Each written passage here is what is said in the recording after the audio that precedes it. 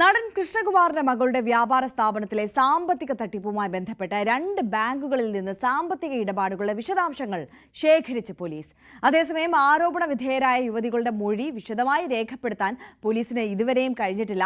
നടൻ കൃഷ്ണകുമാറിനെതിരായ കൗണ്ടർ കേസിനെ സംബന്ധിച്ച നിജസ്ഥിതി ബോധ്യപ്പെടാൻ CCTV ദൃശ്യങ്ങൾ ശേഖരിക്കുമെന്നും അന്വേഷണ സംഘം അറിയിച്ചു. ദിയ കൃഷ്ണയുടെ കവടിയാറിലെ ബൊട്ടീക്കിൽ പരിശോധന നടത്തി സാമ്പത്തിക ഇടപാടുകളുടെ രേഖകൾ കൈവശപ്പെടുത്തിയതിന് പിന്നാലെയാണ് സ്ഥാപനത്തിന്റെ പേരിലുള്ള പേരൂർക്കടയിലെ സ്വകാര്യ ബാങ്കിൽ നിന്ന് അന്വേഷണ സംഘം 2024 മുതലുള്ള അക്കൌണ്ട് സ്റ്റേറ്റ്മെന്റ് ശേഖരിച്ചത്. തുടർന്ന് ആരോപണ വിധേയരുടെ പേരിലുള്ള വലിയതുറയിലെ SBI ബ്രാഞ്ചിലെ അക്കൌണ്ട് വിവരങ്ങളും പോലീസ് ശേഖരിച്ചതായാണ് സൂചന.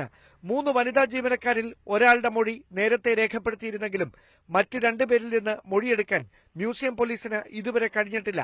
ബാങ്ക് സ്റ്റേറ്റ്മെന്റുകൾ താരതമ്യം ചെയ്യുന്നതിലൂടെ തട്ടിപ്പിന്റെ നിജസ്ഥിതി ബോധ്യപ്പെടുമെന്ന വിലയിരുത്തലിലാണ് അന്വേഷണ സംഘം. 2024 ജൂലൈ മുതൽ സ്ഥാപനത്തിലെ QR കോഡ് മാറ്റി 69 ലക്ഷം രൂപ 3 ജീവനക്കാർ ചേർന്ന് തട്ടിയെടുത്തതായാണ് പരാതി. ഇത് വ്യക്തമാക്കുന്ന വീഡിയോ ദൃശ്യങ്ങളും നേരത്തെ പുറത്തു വന്നിരുന്നു.